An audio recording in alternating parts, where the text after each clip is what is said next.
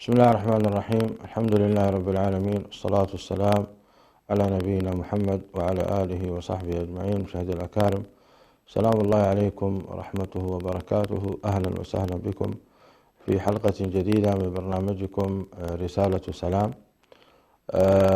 ما زلنا نتحدث عن ما يحبه النبي صلى الله عليه وآله وسلم، وانتهينا أنه عليه الصلاة والسلام يحب من الرجال أبو بكر الصديق وعمر الفاروق وعثمان بن عفان وعلي بن أبي طالب، وذكرنا مناقب كل منهم حسب ما يتيح البرنامج.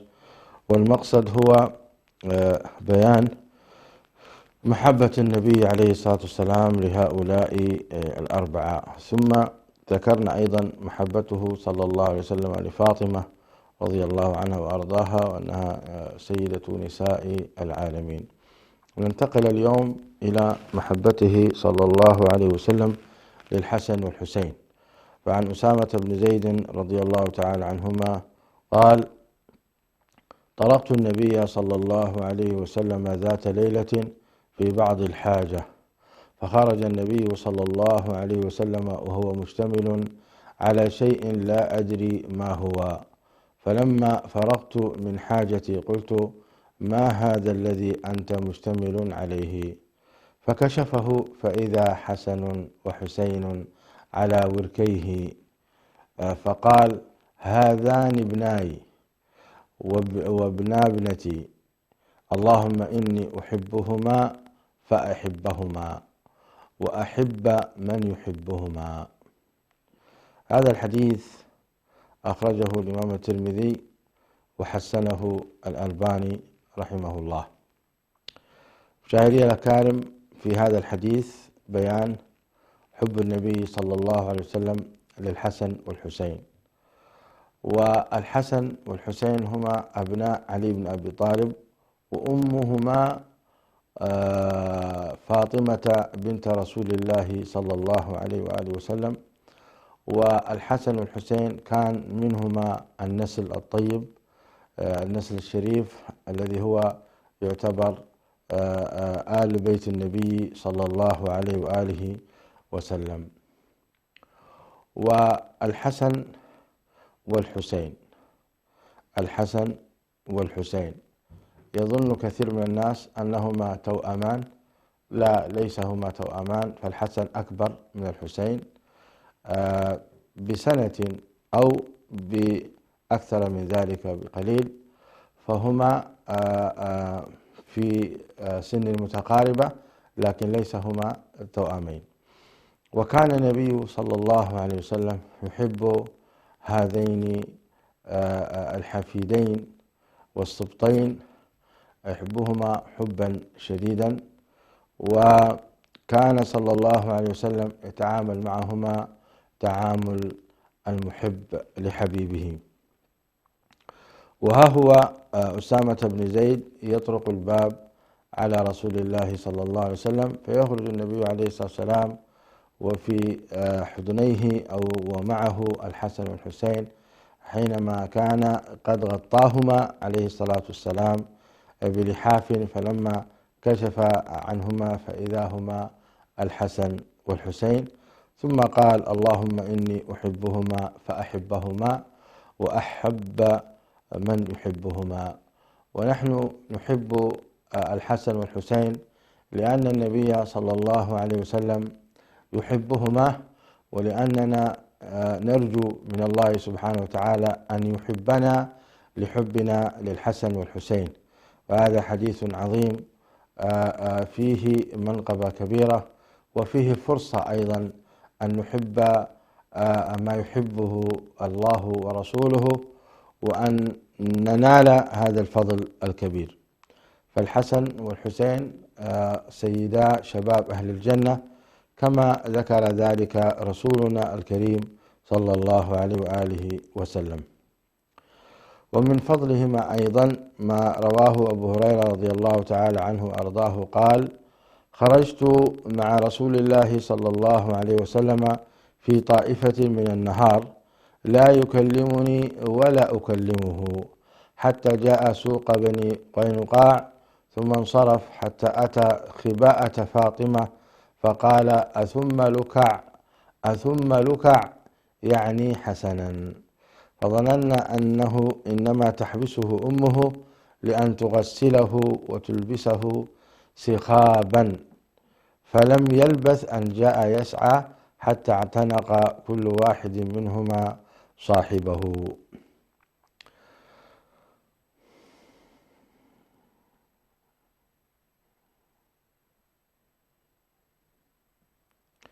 نعم.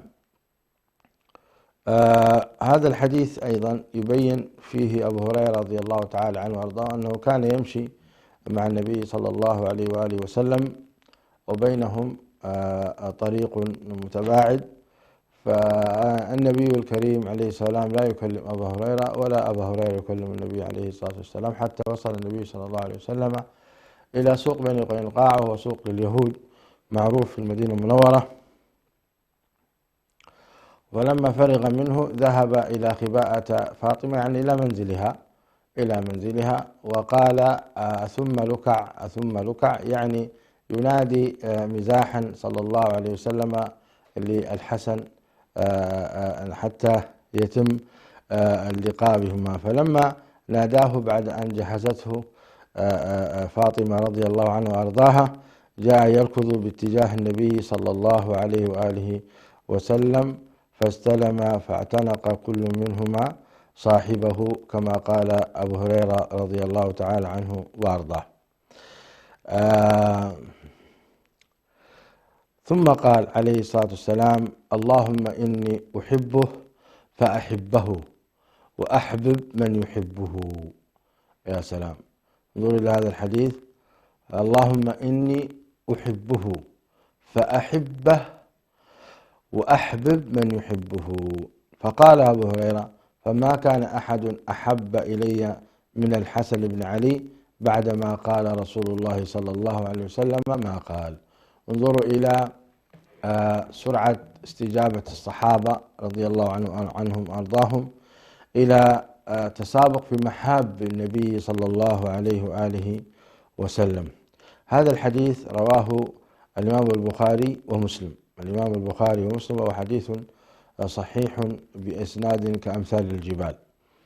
وعن يعلى بن مرة رضي الله تعالى عنه أنهم خرجوا مع النبي صلى الله عليه وسلم إلى طعام دعوا له، فإذا حسين يلعب في السكة، فتقدم النبي صلى الله عليه وسلم أمام القوم وبسط يديه، فجعل الغلام يفر ها هنا وها هنا وها هنا وها هنا، ويضاحكه النبي صلى الله عليه وسلم حتى أخذه فجعل إحدى يديه تحت ذقنه والأخرى في فأس رأسه فقبله.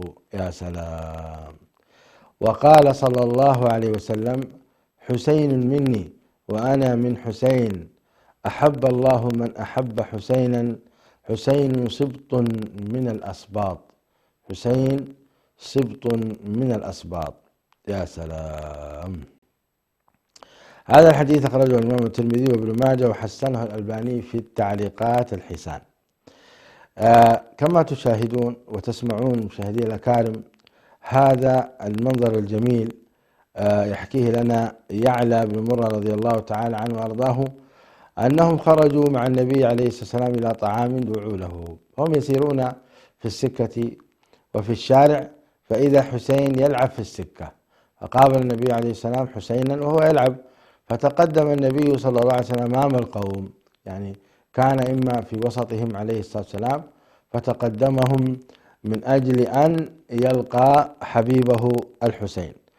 الغلام فجعل الغلام يفر ها هنا وها هنا، يعني يفر الغلام من ها هنا وها هنا، ويضاحكه النبي صلى الله عليه وسلم. هذا المنظر يحصل غالبا بين الأب وابنه وبين الجد وحفيده في الرغبة في أن يعني يحمله ويحضنه ويقبله ويداعبه ويدخل السرور في قلبه، فإن الطفل يحب المداعبة ويحب اللعب.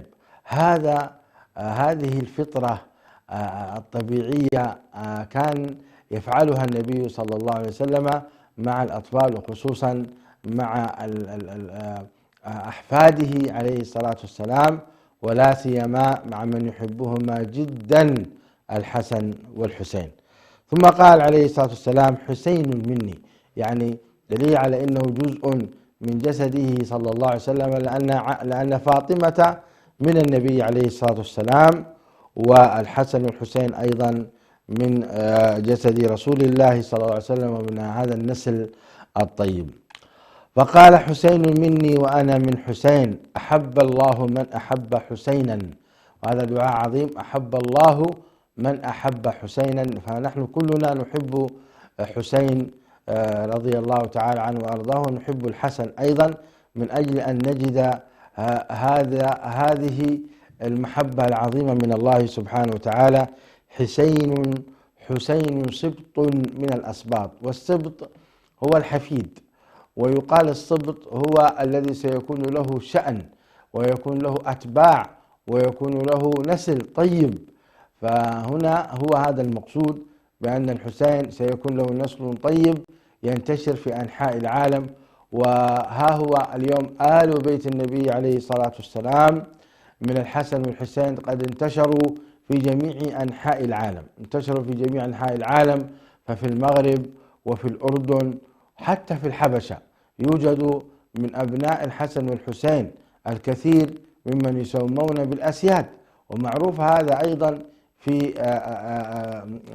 بالدرجة الأولى في منطقة الجزيرة العربية، فأنسابهم معروفة ومعروفون بنسل رسول الله صلى الله عليه وآله وسلم.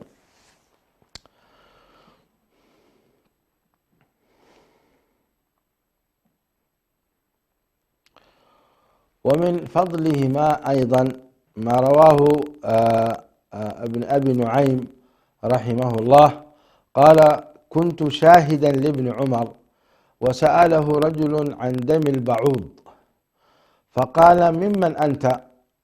قال: من أهل العراق. قال: انظروا إلى هذا يسألني عن دم البعوض وقد قتلوا ابن النبي صلى الله عليه وسلم، وسمعت النبي صلى الله عليه وسلم يقول: هما ريحانتاي من الدنيا، هما ريحانتاي من الدنيا. هذا الحديث يبين مكانة الحسن والحسين من النبي عليه الصلاة والسلام. وهذا الرجل العراقي يسأل عن دم البعوض، وأهل العراق في زمن الصحابة حصل قتال بين أهل العراق وبين ابن رسول الله صلى الله عليه وآله وسلم الحسن والحسين من أبناء علي بن أبي طالب. فالحسين رضي الله عنه وأرضاه ذهب وقاتل في منطقة كربلاء، وحصل ما حصل من الشهادة الطيبة للحسين رضي الله عنه وأرضاه، وقتلوه أهل العراق مع الأسف الشديد. وأصبح هذا عار ووسام شر إلى هذه المنطقة، إلا من رحم الله، طبعا لا يعمم، ولكن حصل هذا في قصة معروفة. ولذلك الشيعة اليوم يعني يحزنون ويبكون على على الحسين بغير الطريقة الشرعية، ويتباكون ويضربون أنفسهم وأجسادهم في كربلاء، بل ربما ذبحوا، ولذلك يعني ينتحبون ويعملون هذه الأعمال كلها حزنا على الحسين، وهذا خطأ شرعي بلا شك. نعم، نحن نحزن لهذه الوفاة، لأن الحسين نحبه ونترضى عنه رضي الله عنه وأرضاه، ولكن ما يفعلونه الشيعة من بغضهم لأبي بكر وعمر وبكائهم للحسين بغير الطريقة الشرعية التي أمر الله بها أو أمر بها رسوله صلى الله عليه وآله وسلم. الشاهد هنا قول النبي عليه الصلاة والسلام فيما سمعه من فيه عبد الله بن عمر، فقال: هما ريحانتاي من الدنيا. الريحانة هو الشيء الطيب الذي يشمه الإنسان في الدنيا. فالنبي عليه الصلاة والسلام أكد أن الحسن والحسين هما من الأشياء التي يشمهما ويتطيب ويرتاح لرائحتهما. فهما ريحانتاه من الدنيا. وهذا يدل على أنهما مما أكرمني الله وحباني به، لأن الأولاد يشمون ويقبلون فكأنهم من جملة الرياحين. هذا هو المقصود، أنك حينما تقبل الابن وتشمه وتحضنه أنت تشعر بسعادة كبيرة. فكان النبي عليه الصلاة والسلام يشعر بهذه السعادة العظيمة، وهما ريحانتاه من الدنيا. مشاهدي الأكارم، فاصل ثم نعود إليكم ورحمة الله وبركاته. مشاهدي الأكارم، عدنا إليكم. وممن كان يحبهم النبي صلى الله عليه وسلم من أقاربه عمه أبو طالب. عمه أبو طالب كان النبي صلى الله عليه وسلم يحبه حبا شديدا. هذا العم كان يحوطه وينصره ويقوم في صفه، يعني كان يدافع عن النبي عليه الصلاة والسلام وينصره ويؤيده ويحميه. هذا الرجل أبو طالب عم النبي صلى الله عليه وسلم على كفره وعلى عناده، إلا أنه خدم النبي صلى الله عليه وسلم خدمة شديدة.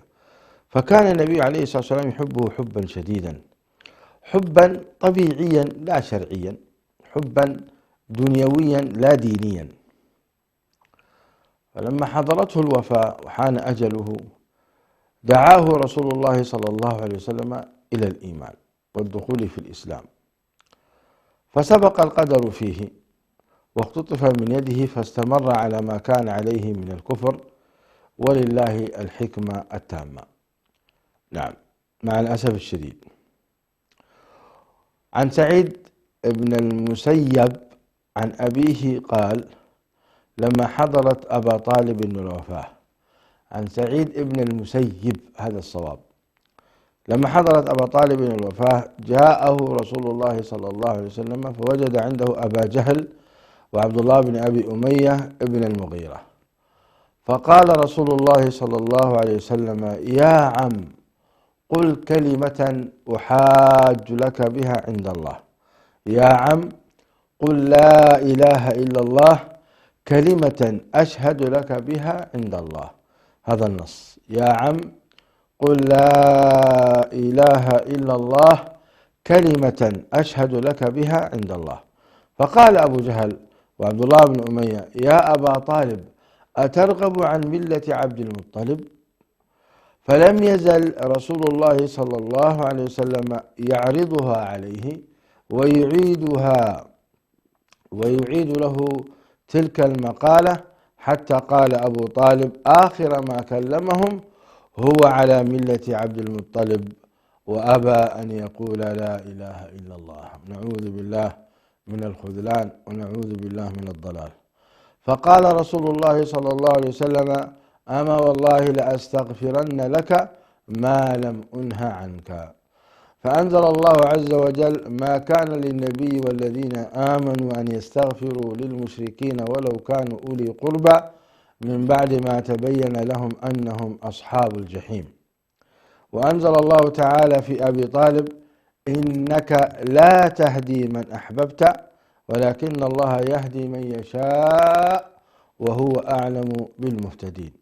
وقوله من أحببت يكون على وجهين: أحدهما من أحببه لقرابته، والثاني من أحببت أن يهتدي.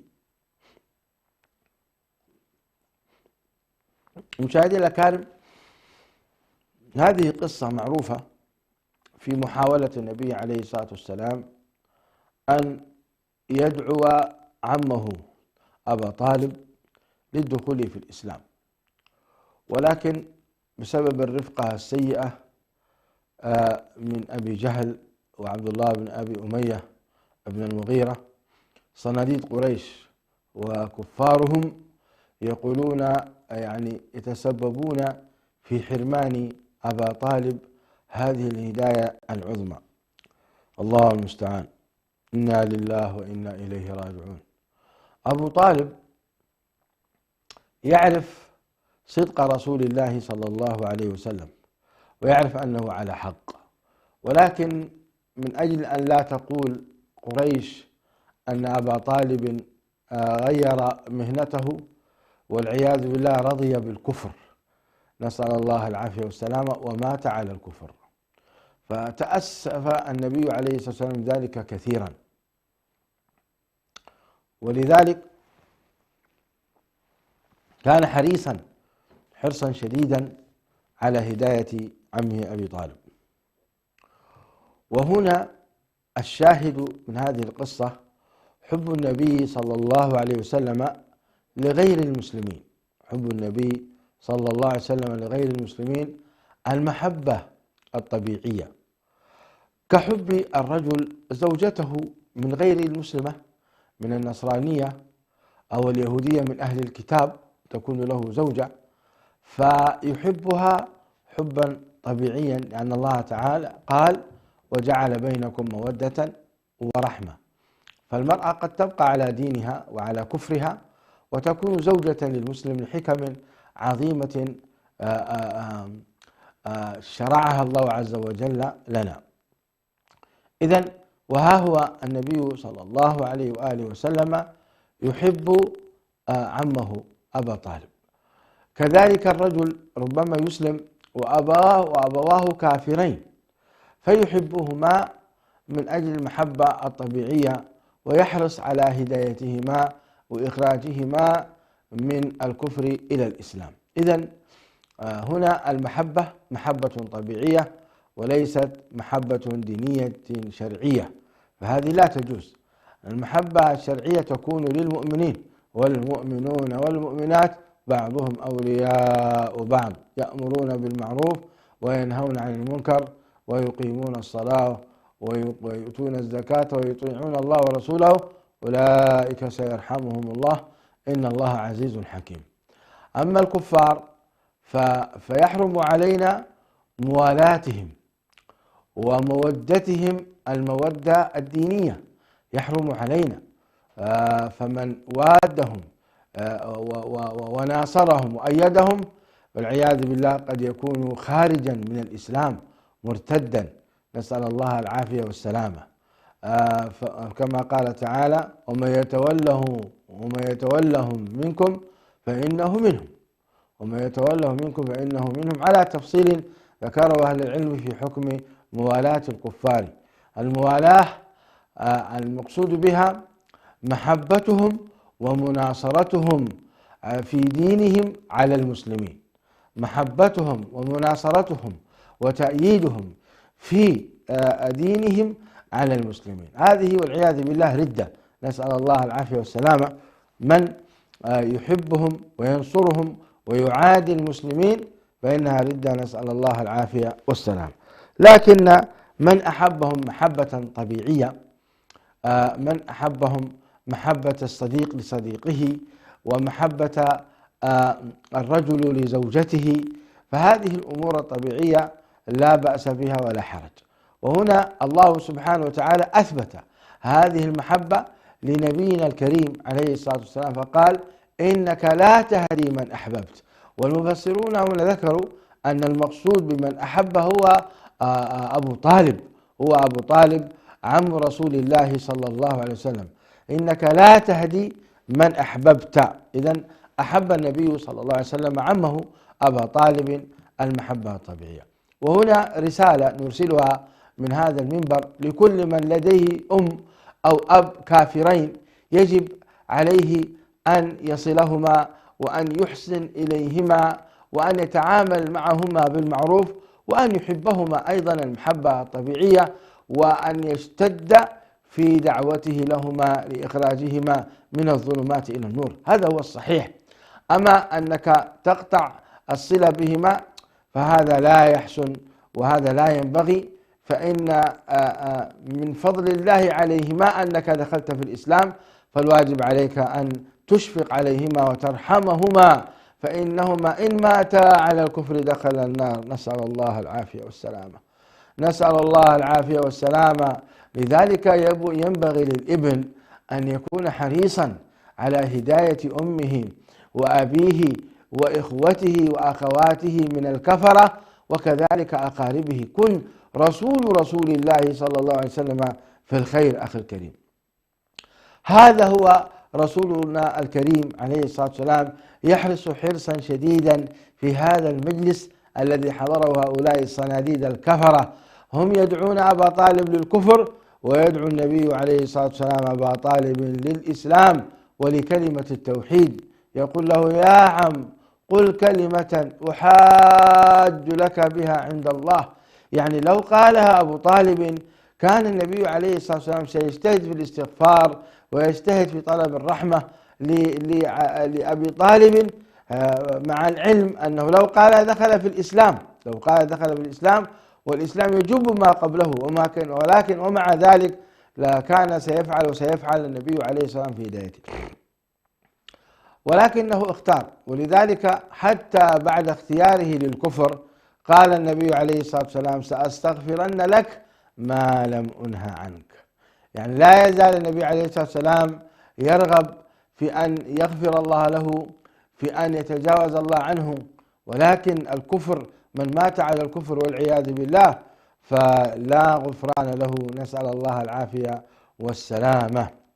نعم، أبو طالب استفاد من مكانة رسول الله صلى الله عليه وسلم ومن شفاعة النبي عليه الصلاة والسلام، فبدل أن يكون في قعر جهنم كان العذاب قد خفف عنه، عنده نعلين يلبسهما من نار يغلي بهما دماغه، فهو والعياذ بالله في النار يعذب، ولكن ليس كعذاب جميع الكفرة المجرمين، فإن لما قدمه من خدمة لنبي عليه الصلاة والسلام خفف عنه العذاب، ولكنه في النار، نسأل الله العافية والسلامة.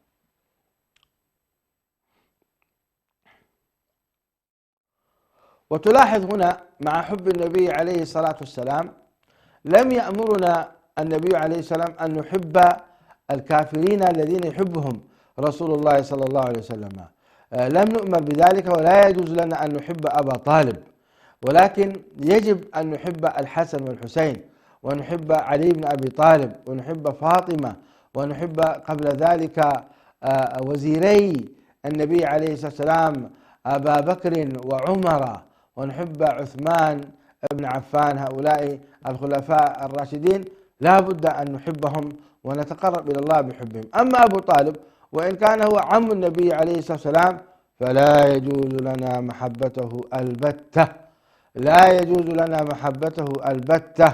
نعم، حتى لو كان النبي عليه الصلاة والسلام يحبه فقلنا هذه محبة طبيعية كمحبة ابن الأخ لعمه. نعم. وممن كان يحبهم النبي صلى الله عليه وسلم زوجاته، كان النبي عليه السلام محبا لزوجاته، وخاصة خديجة وعائشة.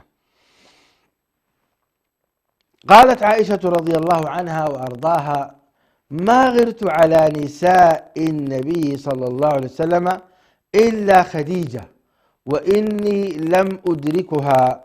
كان رسول الله صلى الله عليه وسلم إذا ذبح الشاة يقول: أرسلوا بها إلى أصدقاء خديجة، فأغضبته يوما فقلت: خديجة؟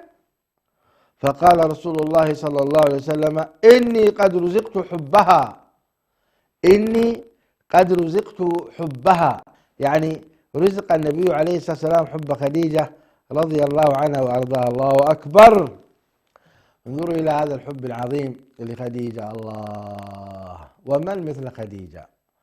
واست النبي عليه الصلاة والسلام بمالها وبجاهها، وكانت عاقلة حكيمة رصيفة، هي التي قالت له: كلا والله لا يخزك الله أبدا، إنك لتصل الرحم وتقري الضيف وتكسب المعدوم وتعين على نوائب الحق. هاي شوف الفقه العظيم، وشوف وقوفها مع النبي عليه الصلاة والسلام ليؤدي رسالته الدعوية رضي الله عنها وأرضاها. علمت أن عندهم مهمة كبيرة فسهلت له المهام، فواسته بجاهها ومالها ووقفت معه.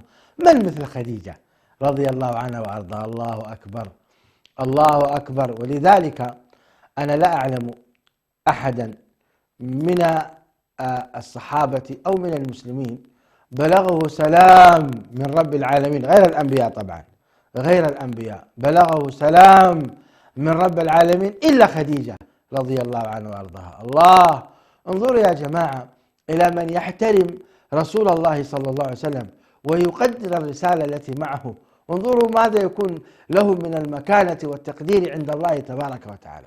خديجة هيأت النبي عليه السلام جوا هادئا، وهيأت له مكانة كبرى، وواسته بجاهها، وهيأت له الأموال وقاسمته في شركتها، فرضي الله عنها وأرضاها، وبعث لها سلاما من رب العالمين وصلها إلى خديجة.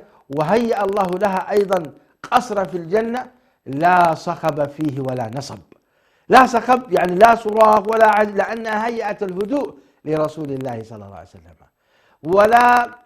ولا فيه تعب، لأنها أيضا أراحت النبي عليه الصلاة والسلام ماديا وأراحته جاهيا، وهي التي أخذته بيدها إلى ابن عمها ورقة بن نوفل حتى تطمئن قلبه. من فعل مثل ما فعلت خديجة؟ إنه الله عز وجل اختيار الله لهذا النبي الكريم، وإن كانت هي ثيب، وإن كان لها يعني بعض الزيجات السابقة، إلا أن هذه الزيجة المباركة باركها الله عز وجل، وشرح الله صدر رسوله صلى الله عليه وسلم، وهيأ الله وحفظه رب العزة وجل وزوجه هذه المرأة التي عمرها ثيب. لذلك الزواج من الثيبات معاشر المسلمين العاقلات الحاصفات خير كبير. الثيب لديها حقيقة مجال واسع جدا من الحكمة والحصر، ولأنها جربت من قبل ورأت وربما تكون قد فشلت لبعض الأمور، ففي الزيجة الجديدة تكون أكثر حرصا، أكثر حكمة، أكثر حصافة. لذلك الله قدمها على البكر، فقال سبحانه وتعالى: عسى ربه إن طلقكن أن يزوجه أزواجا خيرا منكن مسلمات مؤمنات قانتات تائبات ثيبات وأبكارا، ثيبات فقدم الثيبات على البكر. وكان زوجات النبي عليه الصلاة والسلام معظمهن ثيبات، معظمهن ثيبات، يا أرامل يا مطلقات، فكان عليه الصلاة والسلام قد أخذ هؤلاء الثيبات. خيرهن وأفضلهن على الإطلاق خديجة بنت خويلد رضي الله عنها وأرضاها، هذه التي بلغها السلام من رب العالمين. أما عائشة بلغها السلام ولكن ليس من رب العالمين، وإنما من جبريل عليه السلام، من جبريل بلغها السلام. لكن انظروا الفرق بين رب العالمين وبين الروح الأمين. فرب العالمين الذي خلق السماوات السبع والأراضين وخلقنا، وخلق جبريل وإسرافيل وميكائيل وجميع الملائكة، يقرئ السلام لخديجة رضي الله عنها وأرضاها. فبخ لأمنا هذه الأم المباركة العظيمة خديجة رضي الله عنها وأرضاها. أيتها النساء، اعملنا كما عملت خديجة مع كل زوج من الزوجات، أعينيه على طاعة الله، أعينيه على أن يبلغ دين الله، لا تكوني عذابا على زوجك، أعينيه على أداء واجبه الدعوي والتربوي إن كان معلما، وإن كان مديرا أو في شركة أعينيه على أداء وظيفته حتى يكون فعلا مديرا ناجحا أمينا، أعينيه حتى يعني تحصلين ما حصلت إليه خديجة من الرضوان من الله سبحانه وتعالى. ألا إن في الاعتناء بالزوج وخدمته فضل كبير ومكانة عظيمة. يا نساء العالمين، لا تستهينون، لا تجعلي زوجك عدوا لك، لا تجعلي زوجك لا تناقريه الحجة بالحجة، لا تناقريه بكلمة المساواة، فإن الزوج له مكانة عند الله سبحانه وتعالى. وهيأ الله لك جنة عرضها السماوات والأرض، تدخلين من حيث أبوابها شئت 8 إذا كنت مطيعة لزوجك وكنت خاضعة له، هيأت له الهدوء، هيأت له الخير. لماذا تزهدين أيتها المرأة عن هذا العمل وعن هذا الفضل العظيم؟ ليش تزهدين؟ لماذا كل يوم نكد، كل يوم مشاكل؟ لماذا كل يوم لماذا لا تتسابقين يا أختي الكريمة في أن تهيئ له الراحة وتهيئ له الخير؟ الله المستعان. والله يا أخي للأسف زهدت النساء عن هذا الأجر وعن هذا الثواب، وتعامل الرجل أحيانا بما هو يستحقه. يا أخي لا تعامله بما يستحق، عامل الرجل بما أعده الله لك من الأجر والثواب. لا تعاملي بما هو يستحق ولا يستحق، هذا هو إنسان كذا، هو إنسان كذا، هذا الإنسان لا يستحق إلا أن أناق. لا يا أختي، العمل لا يكون هكذا. الله عز وجل أمرنا مع الأعداء أن نتعامل معهم بالحسنى. فإذا الذي بينك وبينه عداوة كأنه ولي حميم، ادفع بالتي هي أحسن، ادفع بالتي هي أجمل أفضل أحسن. فإذا الذي بينك وبينه عداوة عدو يصبح كأنه ولي حميم. فما بالك يا زوجتي العزيزة ويا أختي الكريمة ويا أيتها الزوجة، ما بالك بالزوج الذي جعل الله عز وجل فيه نصوص عظيمة لك إذا كنت أنت مطيعة له وكنت على خير. الكنترول يقولون لي نختم، وباقي كلام كثير نرجوه إن شاء الله إلى الأسبوع القادم. أسأل الله تعالى أن يجمعنا وإياكم بنبينا الكريم صلى الله عليه وسلم، وأن يجعل مكانة خديجة في أعلى عليين مع رسولنا الكريم صلى الله عليه وسلم، وعائشة وجميع أمهات المؤمنين، وعائشة وجميع أمهات المؤمنين. نسأل الله تعالى أن يجمعنا بهم في دار كرامته، فالمرء مع من أحب. فنحن نحب أمهاتنا، أمهاته قال تعالى وأزواجه أمهات، فهذه أمنا رضي الله عنها وأرضاها، تمنينا أن نراها لأنها أمنا رضي الله عنها وأرضاها. فنسأل الله تعالى أن يجمعنا بهم في دار كرامته، إنه ولي ذلك والقادر عليه. وصلى الله وسلم وبارك على نبينا محمد وعلى آله وصحبه أجمعين، وإلى الأسبوع القادم إن شاء الله. السلام عليكم ورحمة الله.